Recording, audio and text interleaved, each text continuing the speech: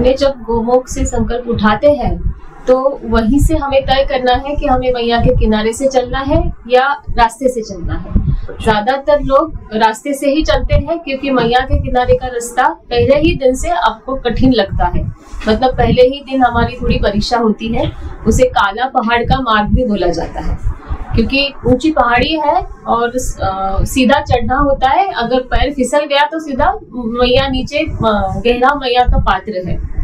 तो मैंने तो पहले ही तय किया था कि जितना हो सके मैं मैया के किनारे चलूंगी। तो मेरे साथ कुछ और परिक्रमावासी भी थे, तो हम सब किनारे से ही निकले। तो वहां से ही जंगल का मार्ग शुरू होता है। हमें आगे का रास्ता पता होने चलने के लिए बहुत से ऐसे अज्ञात सेवार्थी है जिन्होंने जगह जगह पे दिशा निर्देशन दिए हुए हैं। तो कहीं कपड़ा बांधा हुआ है लाल कलर का, कहीं निशान लगाए हुए कि ये परिक्रमा मार्ग है।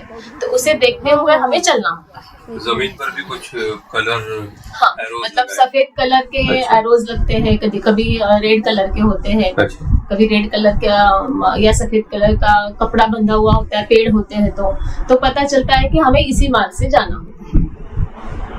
तो ऐसे आगे चलते फिर उसी रास्ते से आप अगर जाओ तो मतलब आनंद देने वाला ये रास्ता है। क्योंकि मैया का पात्र जैसे जैसे हम ओंकारेश्वर से आगे जाते हैं, दूर होते जाते हैं, तो मतलब लोगों की भीड़ कम होती है। मैया का पात्र उतना ही शांत होता जाता है, उतना ही सुंदर दिखने लगता है और आनंद आता है। मतलब परिक्रमा के दिन का जो हमें जो आनंद लेना है वो पहले ही दिन से मिलना शुरू हो जाता है। रास्ते से जाने के बजाय यहाँ से जाना वैसे देखा जाए तो आनंददायक है। रास्ते जाना जो है आप मैया से दूर से जाते हो और लगभग शहरी भाग से शहरी भाग से गुजरते हैं और हमें मैया के दर्शन होते ही नहीं है। हाँ, तो पहले ही दिन वो संकल्प उठाने के बाद अगर आप पक्का रास्ता पकड़ते हो, पक्की सड़क पकड़ते हो, तो आप मैया के दर्शन छूट ही जाते हैं पहले ही दिन।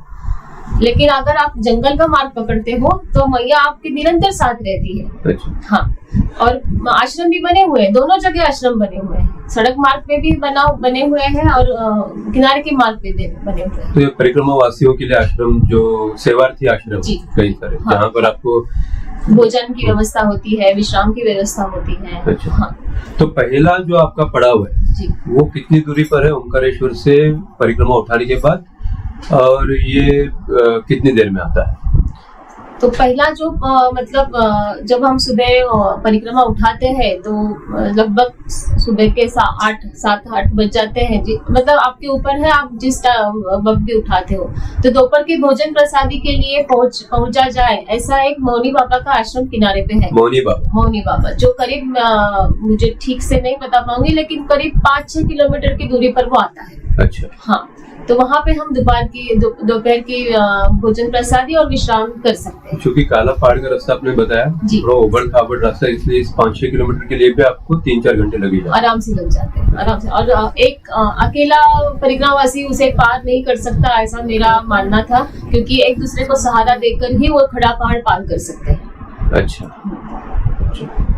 और मौनी बाबा के आश्रम में आपका अनुभव कैसा रहा? परिक्रमा का वो पहला दिन था और वो पहला ही भोजन आश्रम में मिलने वाला था, तो उत्सुकता थी। आश्रम क्या होता है ये पहली बार देखा था। तो वहाँ छोटी सी गौशाला थी, तो मतलब आश्रम मतलब एक गौशाला, एक महाराज जी और भोजन प्रसादी बनाने की व्यवस्था, चूल्हा वगैरह, ये सब मतलब ये हम सेटअप जिसे बोलते हैं ना कि आश्रम हमारे, अगर आँख मूंद के आश्रम के लिए सोचे तो ये 3-4 चीजें प्रमुख से आपको दिखेगी। अच्छा। हाँ, और ये बिल्कुल नर्मदा किनारे है। बिल्कुल नर्मदा किनारे। हाँ, थोड़ा सा ऊपर है, चढ़ के जाना पड़ता है क्योंकि बारिश के टाइम मैया का पात्र थोड़ा सा पानी भर जाता है, तो ऊपर है। लेकिन ये बिल्कुल मैया के किनारे, बहुत से सुंदर पेड़ है, जंगल है, तो बहुत सारे पक्षी आते हैं, उनकी चिलचिलाहट, बहुत ही अच्छा अनुभव। और मौनी बाबा वहाँ पर वो है कोई वहाँ? तो वहाँ पे मौनी बाबा हुआ करते थे, अब उनके शिष्य है। अच्छा। हाँ, वो आश्रम चलाते हैं, वो स्वयं भोजन बनाते हैं और परिक्रमा वासियों को खिलाते हैं। परिक्रमा वासियों को बनाने की जरूरत नहीं पड़ती, वहाँ नहीं पड़ती, पर वे मदद कर सकते हैं, कर सकते हैं, करनी है तो कर सकते हैं, बिल्कुल। और वहाँ पर अगर रुकना है किसी को तो रुक भी सकते हैं रात भर, दूसरे दिन निकलना हो तो। हाँ, विश्राम की भी व्यवस्था है वहाँ पे। हाँ, जगह बनी हुई है। तो वहाँ पर आपने और भोजन प्रसादी में साधारण क्या होता है, जैसे मौनी बाबा के हाँ, आश्रम में? अब जैसे हर एक आश्रम में वहाँ की भौगोलिक स्थिति क्या है, वहाँ कौन सा गांव है, क्या मदद मिलती है, उसके ऊपर सब निर्भर करता है कि आपको भोजन किस तरह का मिलेगा। स्वाभाविक है वो, और भोजन पे ही केंद्रित ना हो के आप परिक्रमा पे ध्यान दो तो अच्छा रहेगा। जो भी आपको मिलता है वो पेट भर मिलता है। मैया इसका ख्याल जरूर रखती है कि आपको भोजन से आपका पेट तो तृप्त हो जाए, मतलब हाँ। अच्छा। कभी खिचड़ी होगी लेकिन वो पेट भर मिलेगी, वो स्वादिष्ट होती है। हाँ। तो ये पहला मेरा भोजन तो खिचड़ी का ही था, हाँ। जो मौनी बाबा के आश्रम में मिला था। और भरपेट हुआ? भरपेट। फिर आपने वहाँ पर आराम किया और वहाँ से थोड़ी देर हमने आराम किया, फिर वहाँ से हमें आगे का पड़ाव था मोरटक का। मोरटक का? हाँ। तो फिर वो मेरे ख्याल से 12 या 14 किलोमीटर की दूरी है ओंकारेश्वर से, तो किनारे का ही रास्ता था। फिर आगे जाके थोड़ा सा उबड़ खाबड़, मतलब जो समतल नहीं है, समतल नहीं है काफी। हाँ। जैसे वहाँ पर नर्मदा किनारे जैसे बड़े पत्थर वगैरह होते होंगे, तो उसे भाटा कहा जाता है नर्मदा किनारे के। अच्छा। मतलब जो अपनी उनके शब्द हाँ। जो है, क्योंकि आटा भाटा और काटा इस चीजों की नर्मदा मैया के किनारे कमी नहीं होती, ऐसा बोला जाता है। तो आटा तो समझ में आता है। हाँ, आटा समझ में आता है, मतलब आपको खाने की कभी कोई कमी नहीं रहेगी, भोजन की कभी कोई कमी नहीं रहेगी। उसी तरह भाटा मतलब पत्थरों की कभी कमी नहीं होगी। पत्थरों से के बीच में ही चलना पड़ेगा अगर मैया किनारे से जा रहे हो। इसका मतलब ऐसा भी है कि पत्थरों को लगाकर आप चूल्हा बना सकते हो? बना सकते हैं, बिल्कुल बना सकते हैं। क्योंकि आपने काटा बोला तो वहाँ हाँ। पर थोड़ा सा लकड़ी। हाँ, लकड़ी है, क्योंकि पूरे परिक्रमा के दौरान कुछ ऐसा हिस्सा भी आता है जहाँ पे पानी की बहुत ही कमी है, तो बबूल के पेड़ आमतौर पे ऐसी जगह पे दिखते हैं और उनको बहुत कांटे होते हैं। बबूल के पेड़, तो इसीलिए वो आटा काटा भाटा और काटा बोला जाता है जी। और इस कमी नहीं है, इसका मतलब ऐसा भी है कि आपको आटा मिलने के बाद में आप उसे पकाकर खा भी सकते हो, क्योंकि वहाँ पर लकड़ी है, काटा है, और चूल्हा बनाने के लिए भी काफी सारी आपको सामग्री मिल जाती है। भाटा है जी, जी, अच्छा। और मैया है ही तो पानी है उसका। अच्छा, ये काफी सुरस बात कही आपने। आटा भाटा और काटा जी। तो मोरटक का आप सूर्यास्त से पहले ही पहुंच गए थे? हाँ, सूर्यास्त से पहले पहुंच गए थे। थोड़ा सा मतलब मोरटक का आने से पहले भाटा बहुत ज्यादा थे, मतलब पत्थर बहुत ज्यादा थे, छोटे बड़े हर, तो थोड़ा सा वो परेशानी वाला रास्ता था। हाँ, चलना, लेकिन सूर्यास्त तक हम लगभग पहुंच गए थे।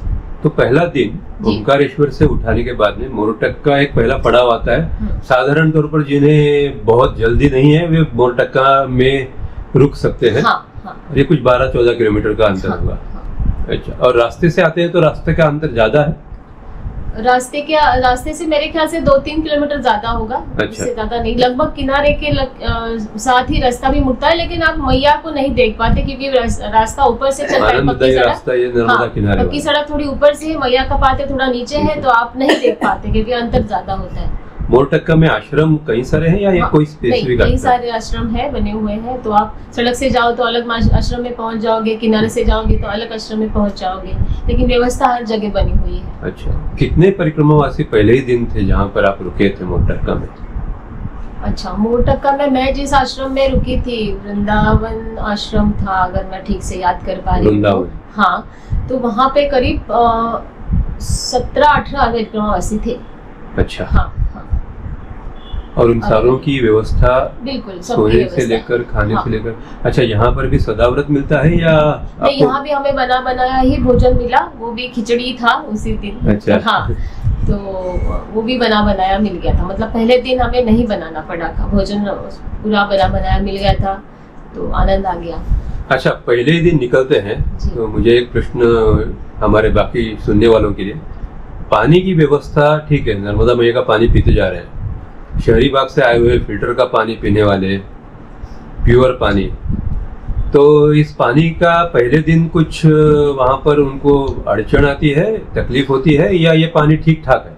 अब ये अपनी और आश्रम में जो पानी मिलता है वो भी? अब सच पूछो तो ये अपनी अपनी सोच है, इसीलिए जब परिक्रमा में जाओ ना, ये अपना पूरा खाली करके जाओ, ऐसा मेरा मानना है। जो अपने प्रिजम्पशंस होते हैं, मतलब जो पहले भी हमारे दिमाग में भरा हुआ होता है ना, ये पानी अच्छा, ये पानी बुरा, फिल्टर का पानी ही अच्छा, मुझे ये चलता नहीं है, हाँ, मुझे चलता है, खाना हो पीना मुझे हो, तो यही आदत है, मुझे तो वही आदत है, ये सब पीछे छोड़ देना है। तो हाँ, जितना जल्दी हो सके ये सब आपकी आदतें, अगर ये विचार छूट जाए ना, उतना आप परिक्रमा का आनंद पूरा ले सकते हो और उसका फल भी प्राप्त करने में आपको तकलीफ नहीं होगी। क्योंकि जो आपको पानी पिलाते हैं या जो आपके ये पानी की व्यवस्था करते हैं, वो तो स्वच्छ मन से ही करते हैं ना, वो तो आपको पानी पिलाने के लिए ही पानी उन्होंने भर के रखा हुआ बिना शुल्क है, बिना मूल्य, हाँ, बिना मूल्य है। तो हम उसे शंका की नजर से नहीं देख सकते कि ये पानी मैं पीऊं तो मुझे क्या होगा, मुझे ऐसा होगा। अगर आप शंका लेते रहोगे तो आप वही सोच में पड़ जाओगे, फिर आपका ध्यान परिक्रमा से हट जाएगा। अच्छा, हाँ। और पानी जो मिलता है वो मैया का ही होता है, जो भरा हुआ होता है इनके आश्रम में? हाँ, आप स्वाभाविक है, क्योंकि मैया के किनारे आश्रम बने हुए, जो भी पानी आएगा नहाने का, धोने का, पीने का, सभी जगह मैया का ही पानी आएगा। अच्छा। हाँ। तो यहाँ पर आपका अनुभव रात में खिचड़ी खाकर, अच्छा सोते वक्त कितने बजे सोते थे आप? तो आश्रम में ज्यादातर सभी आश्रमों में 7 से 8 के बीच आपको शाम की भोजन प्रसादी का समय होता है। गलती से अगर कोई थोड़ा सा लेट आ जाए तो इनको खाने की व्यवस्था में कुछ प्रॉब्लम आ सकता है? नहीं आता। बहुत कम बार ऐसा होता है कि परिक्रमावासी आए हैं और कोई खाने बचा नहीं है, लेकिन वो किसी को मना नहीं करते। वो जब आपको विनती करते हैं कि थोड़ा हमें समय दीजिए ताकि हम बना सके और आपको खिला सके, मना कोई नहीं करेगा, कभी भी नहीं करेगा। आपको थोड़ा सा धीरज रखने की जरूरत है। आप लेट आए हो, आप समय से नहीं पहुंच पाए, तो वो आपका फर्ज बनता है कि ये आपने थोड़ा जो मिल रहा है उसमें आनंद माने। हाँ, मतलब आपको अगर ठहरने के लिए बोला है तो इसका मतलब वो चाहते हैं कि उनका थोड़ा सहयोग करे। तो क्या सहयोग करे, बस थोड़ा सा सब्र रखे, थोड़ा सा मतलब वेट करे कि खाना बन रहा है तो उतना समय उनको दे। इतना ही तो मांगा है ना, तो उतना तो हम दे ही सकते हैं। अच्छा, तो रात में साधारण 9 साढ़े 9 तक सोना? 9 बजे से पहले ही, मतलब अच्छा। हाँ, 8:30 9 बजे तक तो सब सो जाते हैं। अभी पहला दिन था तो थोड़े सा मतलब उत्कंठा होती है, आगे कैसा मार्ग है, पहले दिन आए हैं तो सबको चर्चा करनी होती है, बात करनी होती है, कैसे रहा अनुभव। लेकिन जैसे जैसे आगे बढ़ते हैं तो सब थक जाते हैं, तो 9 बजे तक सो ही जाते हैं जी। और वहाँ पर सुबह उठने के बाद के जो प्रातः विधि है, उनका सारा जो नियोजन होता है वो कैसा होता है, कैसे आश्रम में? अब ये आश्रम में तो व्यवस्था थी सुबह के आपके जो भी विधि करने होते हैं आपको, लेकिन कई जगह ऐसे हैं, मैं कहूँगी 50 से 60% से ज्यादा जगह ऐसे हैं जहाँ पे खुले में ही जाना पड़ता है अभी भी। तो वहाँ थोड़ी सी समस्या नहीं कहूँगी, थोड़ी आदत नहीं होती हम लोगों को, तो हमें वो फिर से आगे वो यहाँ पे होता है ना कि मैं कैसे जाऊंगी, ये तो मैं नहीं कर सकती, मुझे तो ऐसे कभी आदत नहीं है। तो वो थोड़ा सा सब मैल मन का निकाल देना चाहिए। जो है ऐसी व्यवस्था है तो क्या करना चाहिए, तो वो करना पड़ता है, आदत डालनी पड़ती है। साधारण कितने बजे उठते हैं परिक्रमावासी आश्रम में सुबह? वो तो मतलब कभी कभी तो कुछ परिक्रमावासी 2:30 बजे से उठते हैं, 3 साढ़े 3 बजे तक मैया की आरती भी कर लेते हैं, पता नहीं स्नान करके। हाँ, ऐसे ठंड में। हाँ, और वो भी मैया के पात्र के पास जाकर। हाँ, क्योंकि अब ये भी मतलब अचरज की बात है, या मैया का प्यार समझो आप, इतनी ठंड में मैया का पानी गर्म होता है, तो स्नान करने में कोई मतलब स्नान करने में कोई परेशानी नहीं आती। तो मैया में जाओ स्नान करो तो अच्छा ही लगता है, कितनी भी ठंड हो पानी तो गर्म लगता है। मैया मतलब बहुत प्यार से आपको पूरा गर्मी मतलब ये देती है, एक तरह से थोड़ा सा वार्मथ। हाँ, अच्छा। और यहाँ से सुबह फिर चाय और बाल भोग। तो बाल भोग हमारे सुनने वालों को बताइए क्या होता है? तो मतलब परिक्रमा वासियों के लिए नर्मदा परिक्रमा में इतना अपना एक अलग शब्द संग्रह है, जिसको आपका अगर आदत डाल लो तो अच्छा लगेगा, बहुत प्यारे लगते हैं ये शब्द सुनने के लिए। तो हम जिसे आमतौर पे नाश्ता या ब्रेकफास्ट बोलते हैं हमारे जीवन में, उसे ही वहाँ बाल भोग बोला जाता है। मतलब बाल छोटा बच्चा जितना खाता है उतना भोजन का वो समय होता है, और उतना मतलब उस हिसाब से वो परोसा जाता है, तो उसे बाल भोग बोला जाता है। तो बाल भोग और चाय प्रसाद ये सभी आश्रमों में होती है करीब 7 बजे। 7 बजे वो आपको बाल भोग और चाय देते हैं। इससे पहले अगर कोई परिक्रमा वहां से निकलना चाहते तो वो निकल सकते हैं। फिर आपकी मर्जी, आपको मतलब बिना चाय और ये करने या आप अपने हाथ से बना लो, ले लो, यानी चाय कम से कम कई जगह बना सकते हो तो आपका मतलब, लेकिन कई जगह ऐसा होता है कई आश्रमों में उनको उनके रसोई में किसी और ने आना पसंद नहीं। हाँ, तो सारे नियमों को जानकर उनसे बात करके जरूरी है कि, क्योंकि हर एक आश्रम का अपना अपना नियम होता है, हर एक आश्रम के अपने अपने कुछ आचार के कुछ ये होते हैं, तो उनसे बात कर लो, अनुमति ले लो। ऐसे नहीं कि दिखा भोजनशाला दिखी तो अंदर चले जाओ, ऐसे नहीं होना चाहिए हमें, क्योंकि हम दूसरे के घर में हैं। हमें अपने घर में कोई ऐसे बाहर से आए और अपने सीधे किचन में चले जाए तो हमें थोड़ी अच्छा लगेगा। तो ये वही बात है ना, हम तो बाहर से आए हुए तो हमें अनुमति लेना बनता है। तो अपना सारा व्यवस्था, अपनी व्यवस्था खुद की हम करें ये तो ठीक है, पर जहाँ पर उनके जो नियम है वो जान ले, खास करके खान पान के, और उनका कोई उल्लंघन ना करें, उनसे बात खान पान के भी, और सुबह का जो भी, उसके लिए भी आप पहले दिन शाम को आश्रम में पूछताछ कर लो कि हमको सुबह का प्रबंध कैसा है। अगर आश्रम में है तो अच्छी बात है, अगर आपको बाहर जाना है तो पूछ लीजिए कहाँ जाना होगा। ये बहुत जरूरी है, क्योंकि वो आश्रम वाले बोल बोल के थक जाते हैं कि आपको बाहर जाना है, लेकिन वो बताते भी हैं कि आप कहाँ जाओ। फिर भी कई परिक्रमावासी ऐसे होते हैं वो इस बात पे ध्यान ही नहीं देते, और जो आने जाने का परिक्रमा का पथ है उसी पर गंदगी फैला देते हैं। और ये बहुत बुरी बात लगी मुझे, मतलब कई जगह तो ऐसे हमें ही नाक बंद करके जाना पड़ा। हमारे भाई बहनों ने की हुई गंदगी है, किससे बात करेंगे। और ये इनको ठीक है, मतलब ये परिक्रमा पर आए हैं क्या, इस पे थोड़ा सा साशंकता, मतलब पूछो ना, क्या जब आप पूछते पर हर कोई आपकी मदद करने के लिए तैयार है, हर कोई आपको निर्देशा देने के लिए तैयार है, बस पूछने की देरी है। नहीं पता है तो पूछो ना। मतलब आपको अपने घर में किसी ने अगर गंदगी फैला दी तो अच्छा नहीं लगेगा। वो आश्रम और आश्रम का परिसर उनका घर ही है, तो उनको भी तो अच्छा नहीं लगेगा ना आप वहाँ गंदगी फैला के जाओगे तो ये सारी बातें काफी जरूरी है, बहुत जरूरी। तो कुल मिलाकर पहला दिन मौनी बाबा आश्रम, शाम में मोरटक्का में कोई भी अच्छा आश्रम, और दूसरे दिन फिर सुबह वहां से आगे। तो मैया किनारे का ही रास्ता पकड़ा था, तो मैया वहाँ पे जैसे उन्होंने बताया आश्रम वासियों ने कि यहाँ से आपका आगे का मार्ग है, तो हम वहाँ से चले गए। आगे का हमारा पड़ाव था रावेरखेड़ी। वो मुझे पहले से उसी शहर के, उस गांव के बारे में बहुत उत्सुकता थी, क्योंकि महाराष्ट्र से जो पराक्रमी योद्धा थे बाजीराव पेशवा, जिन पर फिल्म भी बनी अभी। हाँ। तो उनके बारे में बहुत सुना था, और उनकी समाधि नर्मदा किनारे है और परिक्रमा के मार्ग के दौरान आती है। ये जब मैंने परिक्रमा के बारे में ज्यादा देखना और पढ़ना शुरू किया, तो तभी से मेरी उत्सुकता बनी हुई थी, मुझे वो स्थान देखना था। तो इसलिए बहुत उत्सुकता से उस गांव में पहुंचे। मेरे ख्याल से वो वहां से 7 या 8 किलोमीटर था मोरटक्का से। फिर वहां जाने के बाद वहां भी दो आश्रम बने हुए हैं। तो एक आश्रम, हम एक प्राचीन मंदिर है वहां पे शिव जी का, उसके पास में एक आश्रम था, वहां पे गए। वहां से लगभग आधा किलोमीटर की दूरी पर ये बाजीराव प्रथम की समाधि स्थल बना हुआ है, पेशवा की समाधि बनी हुई है। और ये कितना दूरी पर है मोरटक्का से?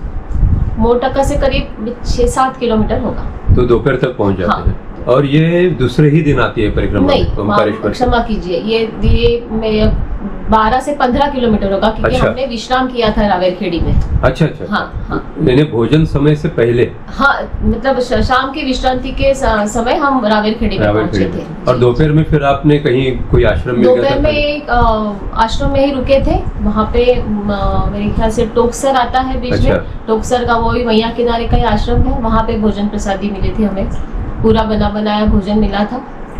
तो वहाँ पे भोजन प्रसादी की, थोड़ा सा विश्राम किया, कपड़े धोए थे, उन्हें सुखाया, क्योंकि सुबह हम ठंड के दिनों में तो जल्दी कपड़े सूखते नहीं है। वो भी बहुत एक बड़ा काम होता है कि कपड़े सुखाना, क्योंकि और आपको पहने होते हैं। वजन कम रखने के लिए कम कपड़े लेके जाना पड़ता है। तो जैसे आपको व्यवस्था मिलती है आप धो भी डालते हो, सुखाते हो, चलते जाते हो। देख के कि जहाँ कितनी पानी का पूरी व्यवस्था है, पूछ लेना आश्रम में कि क्या हम यहाँ पे कपड़े धो सकते हैं। तो उनकी अनुमति लेके वहाँ पे कपड़े धो लो, फिर वही सुखा लो। तो 2-3 घंटे हम विश्राम भी हो जाता है, कपड़े भी सूखते हैं, और फिर वहाँ से हम आगे के लिए बढ़ते हैं। तो जैसे मैं सुन रहा हूँ आप दिन भर चल रहे हैं जी। और ये महीना है लगभग दिसंबर की शुरुआत, नवंबर एंड दिसंबर की शुरुआत तिथि के अनुसार। तो ठंड कितनी होती है कि आप दिन भर या धूप का कोई आपको ऐसा कोई तकलीफ तो नहीं होती, दिन भर आप चल रहे हो? शुरुआत के दिनों में तो नहीं हुई, ठंड थी, लेकिन बाद में पता आगे गए तो पता चला कि वो ये वाली ठंड कम थी, आगे तो बहुत ज्यादा थी। अच्छा, तो दिन भर आप चल सकते हैं? चल सकते हैं। अच्छा। हाँ, धूप का इतना असर नहीं था तो चल सकते थे दिन भर।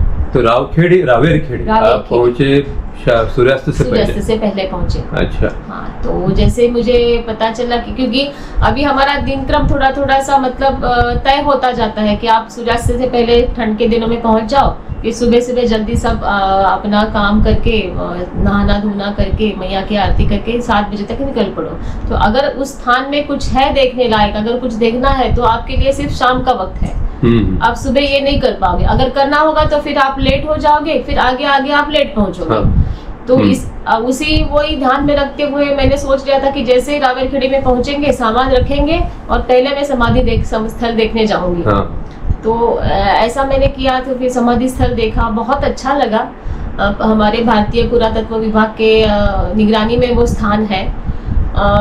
थोड़ी सी मतलब ये थोड़ी सी मायूसी हुई, जितना मैं सोचती थी उतना भव्य दिव्य रख रखाव नहीं है, फिर भी है, मतलब साफ सुथरा है और शाम के वक्त उसे ताला बंद वगैरह करते हैं, लेकिन थोड़ा और अच्छा हो सकता है। हुई।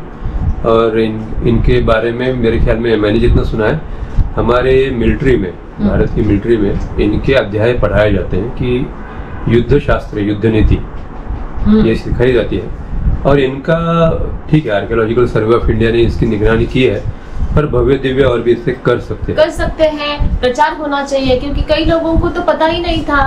मैं जब देखने गई तो मेरे साथ महाराष्ट्र के कुछ गिने चुने 4-5 लोग आए थे देखने के लिए। हालांकि उस दिन वहाँ पे 2 आश्रम में मिलके करीब 20 से 25 लोग ठहरे हुए थे, लेकिन समाधि स्थल की ओर कोई नहीं आया। अच्छा। ये मुझे बड़ा आश्चर्य लगा, क्योंकि इतना बड़ा पराक्रमी अगर पुरुष हमारे इतिहास का एक हिस्सा है, बहुत महत्वपूर्ण हिस्सा है हमारा, तो उसे नमन करने तो आना ही चाहिए, ऐसे मुझे लगता है। तो उसके लिए जागरूकता होनी जरूरी है। सिर्फ महाराष्ट्र के लोगों को ही मेरे ख्याल से थोड़ा बहुत इनके बारे में पता होगा, बाकी लोगों को शायद पता भी नहीं होगा। मेरे ख्याल में पिक्चर एक बन गया है। हाँ, उसकी वजह से जितना पता होगा तो थोड़ा सा और उसका प्रचार हो जाए तो अच्छा रहेगा। तो एक मतलब एक वंदनीय स्थान है, वंदनीय एक महापुरुष जैसा ही हो गए हैं। तो परिक्रमा ओमकारेश्वर से उठाने के बाद दूसरे ही दिन आप रावेरखेड़ी पहुंच जाते हो और वहाँ पर आप रुककर फिर तीसरे दिन आप निकलते हो वहाँ से आगे। हाँ, और एक भव्य दिव्य स्थान तेली भट्टियान, सियाराम बाबा की जी की वजह से जिस गांव को बहुत ही मतलब प्रसिद्धि मिली है, खास करके परिक्रमा वासियों के लिए ये स्थान अपरिचित नहीं है। और मतलब आसपास के लोग भी बहुत ही मतलब ये आजकल के जमाने में माना जाता है बहुत ही सिद्ध महात्मा है, ऐसा बोला जाता है। उनकी आयु सब बोलते हैं, किसी को पता नहीं उनकी आयु कितनी है, 100 से ऊपर होगी। आज भी मतलब पूरे साल ठंड हो गर्मी के मौसम हो, वो एक ही वस्त्र में बैठे रहते हैं। मेरे ख्याल में लंगोटी सिर्फ रहती है। लंगोटी। और जो उनका विश्राम स्थल है, वहाँ से नर्मदा जी का पात्र नीचे है, तो बहुत बड़ा घाट है, मतलब 30-40 सीढ़ियाँ होगी। लेकिन आज भी सियाराम बाबा हर रोज सुबह उठने के बाद, जल्दी उठने के बाद उतनी सीढ़ियाँ उतर कर नर्मदा जी में स्नान करने आते हैं। वहां से जल लेके अभिषेक करने के लिए चढ़ के जाते हैं और वहां जी के शिव मंदिर पे जल चढ़ाते हैं। सुबह की चाय खुद बनाते हैं, किसी से हालांकि बात नहीं करते, ज्यादा थके हुए हैं, लेकिन उनको देख के लगता है कि मतलब इनमें कुछ है, मतलब कुछ सिद्धि जरूर होगी, ऐसे ही नहीं है। तो उनके बारे में मैंने ऐसे सुना है कि उन्होंने करीब 12 साल नर्मदा मैया में खड़े होके नर्मदा मैया तपस्या की थी। जब वो पानी में खड़े थे तो उनके पैरों को मछलियों ने काटकर काफी जख्म किए थे। तो आज भी आप अगर देखो तो सियाराम बाबा के दोनों पैरों में पट्टियां बनी हुई होती है, मतलब उनको ड्रेसिंग करना ही पड़ता है, खराब हो गए पैरों के, लेकिन फिर भी वो इतना चल के नीचे सीढ़ियां उतर के आते हैं। हर रोज का उनका दिनक्रम है ये। उनके बारे में और एक रोचक बात सुनी है मैंने, नर्मदे हर। साथियों, यह सिलसिला अभी तो शुरू हुआ है। सो प्रमदा मैया से हमें और भी रोचक और रंजक जानकारी इससे आगे सुनने और जानने को मिलेगी। हमारे इस सीरीज़ के पहले वीडियो को आपने जो भर भर के प्रतिसाद दिया है उसके लिए आपका अभिनंदन और आभार। यह सो प्रमदा मैया की परिक्रमा का पुण्य है और नर्मदा मैया की कृपा है। हमारे इस चैनल को ज़रूर सब्सक्राइब कीजिए दोस्तों, अपने सहकारियों से भी सब्सक्राइब करवाइएगा, इसे शेयर कीजिए और कमेंट्स ज़रूर लिखिए। परिक्रमा से जुड़े जितने भी आपके प्रश्न हों उनका उत्तर हम प्रमदा मैया के ज़रिए आपको ज़रूर देंगे। धन्यवाद। नर्मदे हर। नर्मदे हर। नर्मदे हर। राम राम। हंस के बताओ, हंस के सबिंदु सिंधु शुष्कलतरंगभंगरंजितं द्विषत्सु पापजात जातकारिवारि संयुतं कृतान्तदूतकालभूतभीतिहारि वर्मदे त्वदीयपादपङ्कजं नमामि देवि नर्मदे। त्वदीयपादपङ्कजं नमामि देवि नर्मदे। त्वदीयपादपङ्कजं नमामि देवि नर्मदे। त्वदीयपादपङ्कजं नमामि देवि तु नर्मदे।